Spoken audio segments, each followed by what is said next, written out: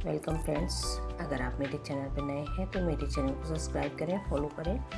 आज मैं गुड़हल की कटिंग लगा के दिखाऊंगी। गुड़हल की कटिंग बहुत ही आसानी से लग जाती है, किसी भी मौसम में लग जाती, साल भर लगती है और साल भर ही फूल देने वाला प्लांट होता है। तो जो गुड़हल का प्लांट होता है ये देसी गुड़हल है और ये बहुत ही आसानी से कटिंग से, गुड़हल के तो सारे ही प्लांट कटिंग से लग जाते हैं, लेकिन देसी गुड़हल ऐसा होता है कि उससे फ्लावर ज़्यादा आते हैं और साल भर फ्लावर आते हैं।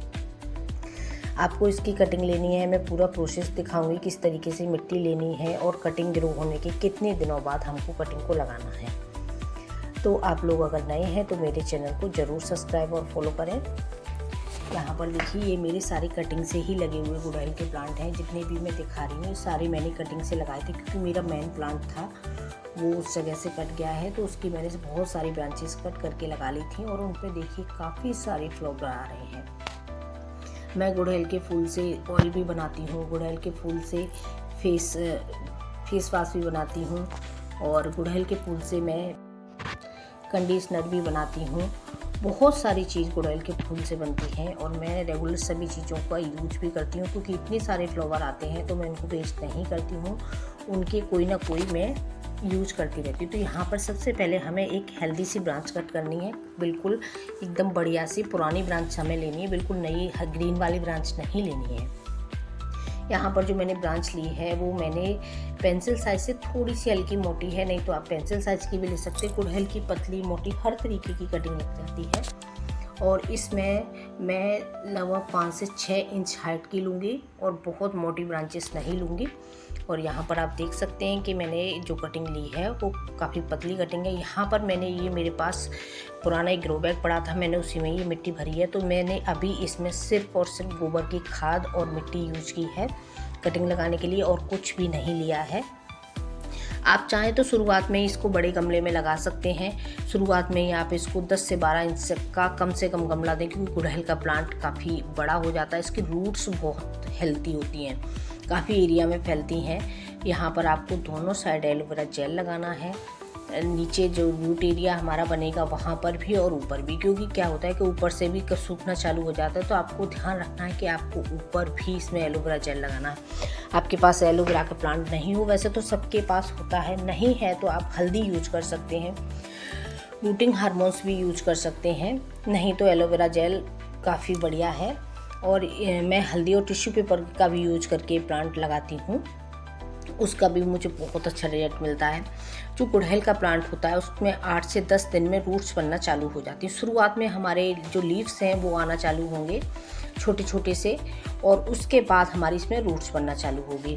तो जब मुझे दिखता है कि मेरे प्लांट में काफ़ी लीव्स आ चुके हैं, उसके बाद मैं इसको रिपोर्टिंग करती हूँ। आप शुरुआत में ही अगर बड़े गमले में लगा देते हैं तो आपको रिपोर्टिंग नहीं करनी पड़ेगी, और ये बिगनर के लिए लगने वाला सबसे बेस्ट प्लांट है। जिस तरीके से पर्सलिन पोर्टुलाका के प्लांट जो होते हैं वो 100% ग्रो करते हैं, उसी तरीके से गुड़हल की कटिंग भी 100% ग्रो करती है।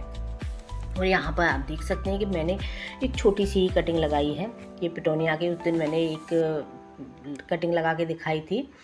तो मेरे पिटोनिया की प्लांट में भी, मैक्सिकन पिटोनिया है, उसमें भी काफ़ी अच्छी फ्लावरिंग हो रही है। और ये गुड़हल के देखिए मेरी कटिंग से सारे लगे हुए प्लांट हैं, इनमें बहुत अच्छी फ्लावरिंग हो रही है।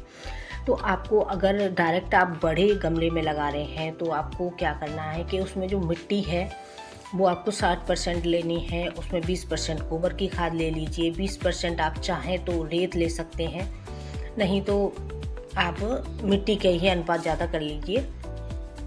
और उसमें 1-2 मुट्ठी नीम खली ज़रूर ऐड कीजिए, क्योंकि क्या होता है कि शुरू में ही अगर हम उसको नीम खली दे देते हैं तो हमारी जो रूट्स होती हैं उनमें कोई किसी तरीके के कीड़े फंगस वगैरह लगने का डर खत्म हो जाता है। नहीं तो आप बहुत सारे ऐसे मार्केट में चीज़ें आती हैं पाउडर वगैरह, और तो उनको भी दे सकते हैं, नहीं तो नीम खली बेस्ट होती है। मैं अपने प्लांटों में हमेशा नीम खली का ही यूज करती हूँ और मुझे बहुत अच्छा रिजल्ट मिलता है। उससे जो रूट्स होती हैं काफ़ी अच्छी रहती हैं, उसमें चींटियाँ भी नहीं लगती हैं और प्लांट जो होता है हमारा काफ़ी हेल्दी रहता है।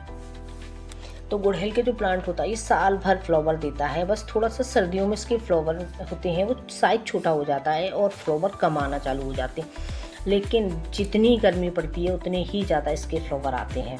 और अभी बारिश का मौसम चल रहा है, तो बारिश के मौसम में तो सभी प्लांटों की कटिंग बहुत आसानी से लग जाती है। तो मैं सबसे पहले आपको मैंने पिटोनिया की भी मैक्सिकन पिटोनिया कटिंग लगा के दिखाई थी। आज मैं गुड़हल की कटिंग लगा मैं रेगुलर कटिंग से ही लगने वाले प्लांट बारिश के मौसम में दिखाऊंगी। और यहाँ पर जो मैंने गुड़हल के ये प्लांट लगाए, ये मेरा जो मदर प्लांट था मैंने उससे लिए थे। मदर प्लांट अब मेरा कट चुका है, कुछ जगह कुछ काम होना था तो वो उसको प्लांट को वहाँ से हटा दिया था। तो अभी सारे प्लांट ही मेरे गमलों में हैं। मैंने इनको गार्डन एरिया में नहीं अभी लगाया है, क्योंकि अभी मेरा फाइनल नहीं है कि मेरा गार्डन एरिया किस साइड रहेगा, तो इसलिए मैं प्लांटों को ज़्यादा अभी कुछ डिस्टर्ब नहीं कर रही हूँ। और इनको मैंने अभी गमलों में, ग्रो बैग में या खाली पड़े प्लास्टिक के थैली वगैरह में उनमें लगाया हुआ है। ये यहाँ पर मेरा एक छोटे से गमले में लगा हुआ है। ये 10-12 इंच का गमला है और इस पर आप फ्लावर देख सकते हैं कि कितने ज़्यादा फ्लावर आ रहे हैं। और नीचे मैंने इसमें पर्सलिन के प्लांट, पोर्टुलाका के प्लांट लगाए हुए हैं, उनमें भी फ्लावरिंग होती रहती है तो काफ़ी अच्छा लगता है। ऊपर भी फ्लावर, नीचे गमले की साइड में भी फ्लावर। और बस मैं इसमें थोड़ी सी गोबर की खाद साल में 1-2 बार दे देती हूँ। और बीच बीच में कोई भी लिक्विड खाद जैसे ऑनियन पील, बनाना पील, या फिर मैं इसमें वेजिटेबल्स की लिक्विड खाद बना के देती रहती हूँ बस मैं। और उसमें कुछ भी खाद मार्केट वाली नहीं डालती हूँ। और बहुत सारे, ढेर सारे मेरे पास फ्लावर आ जाते हैं। ये एक ही प्लांट पे 10 से 12 फ्लावर डेली खिल जाते हैं, तो मुझे कभी फूलों की कमी नहीं रहती है। और आप देख सकते हैं कि हर एक ब्रांचेस कलियों से भी मेरी भरी हुई है। तो इसी तरीके से आप छोटी सी कटिंग, और मेरी कटिंग लगने के 30 दिन के अंदर इसमें फ्लावरिंग भी स्टार्ट हो जाती है।